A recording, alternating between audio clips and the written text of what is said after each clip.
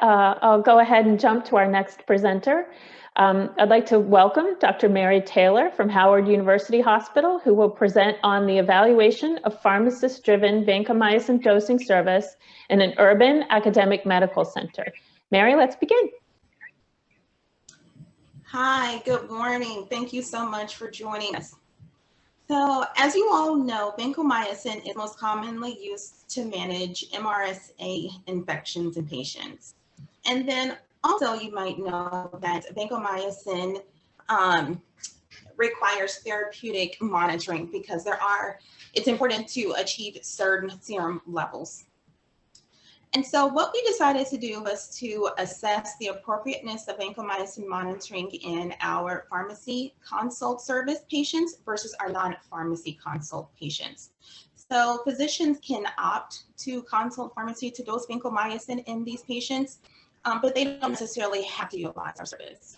And so our aim was to ensure optimal vancomycin dosing, monitoring, and administration in these patients. Patients with vancomycin orders were identified through the use of our CPO system, which we use Sorian Clinicals here.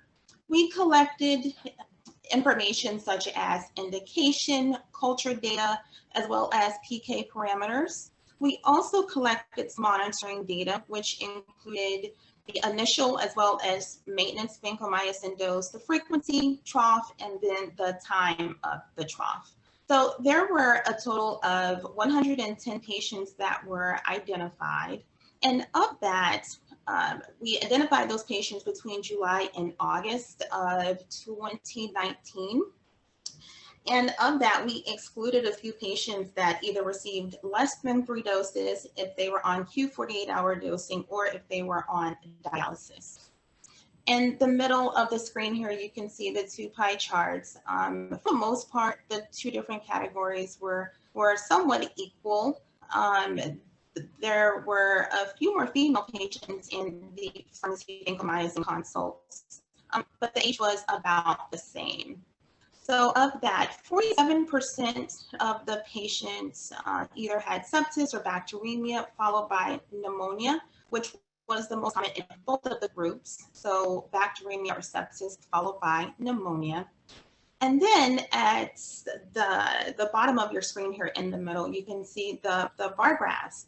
And these are comparisons of trough obtained, if the trough was therapeutic, or if there was a dose change due to a subtherapeutic or supratherapeutic level. So going back to that first bar, as you can see, 100% of the patients in the pharmacy consult service received a trough versus only 67% of those patients in the non-pharmacy consult service.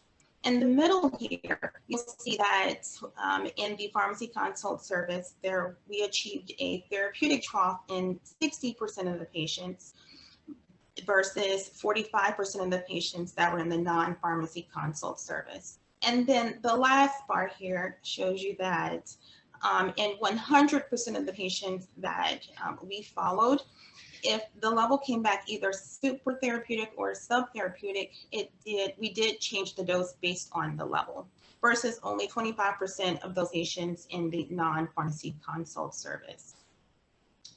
So our pharmacy PK service, as a result of this, we developed a standardized protocol as well as dosing and monitoring that was approved by our P&T committee.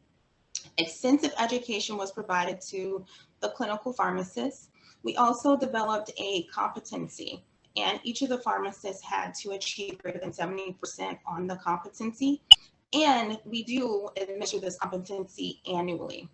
So in addition to that, there was a peer review process that was developed. So not only did we develop this competency, which is more so a result of, or a snapshot in time, the peer review process is something that is continuous and it's ongoing. So we want to ensure that there is some consistency with our dosing recommendations, as well as how we're writing our notes and some of the information that we are charting within our notes.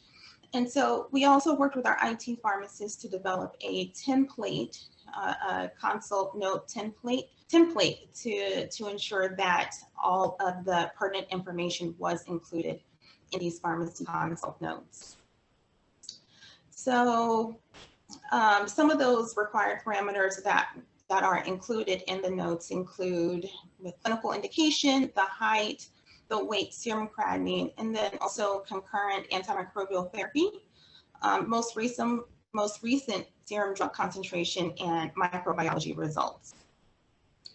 So in conclusion, our study demonstrated that clinical PK services optimize vancomycin dosing and improve therapeutic trough attainment. The goal of the pharmacy department is to provide clinical PK service to all patients receiving vancomycin. In addition, we are working with our IT pharmacists to develop order sets that will better guide providers with determining the correct dose for patients. Finally, we plan to ensure continued improved outcomes within our patients on vancomycin. Thank you.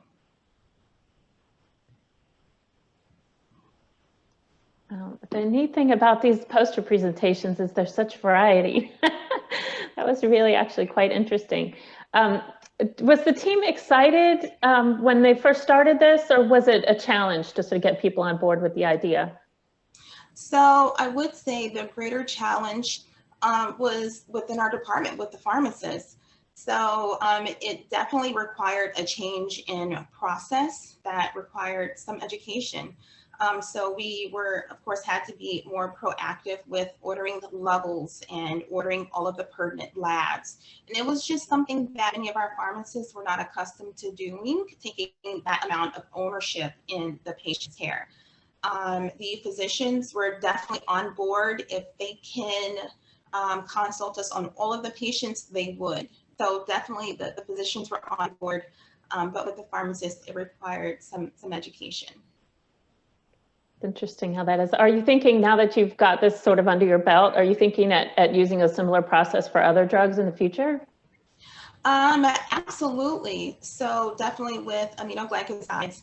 And now that the 2020 vancomycin monitoring guidelines are out, we can restructure not the pharmacokinetic service itself, but the monitoring process, as well as our note writing process. So there's definitely some additional opportunities there.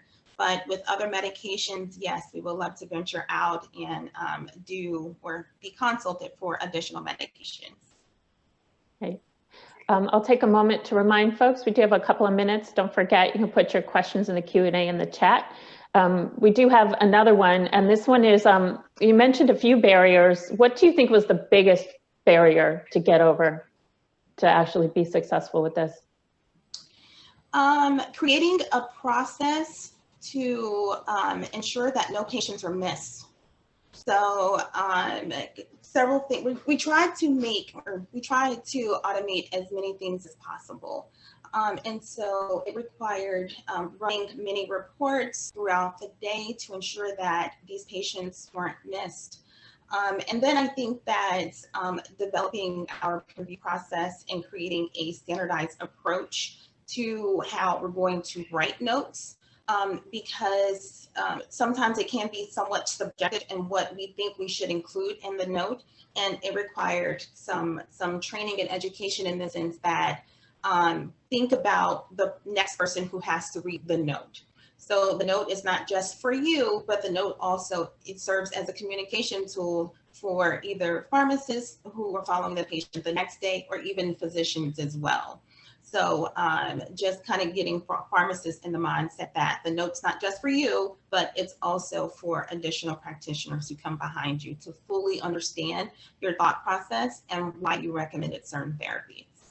Right, it makes sense. It's these days with so much, it's like you went to electronic records and all of a sudden it feels like we have to document even more.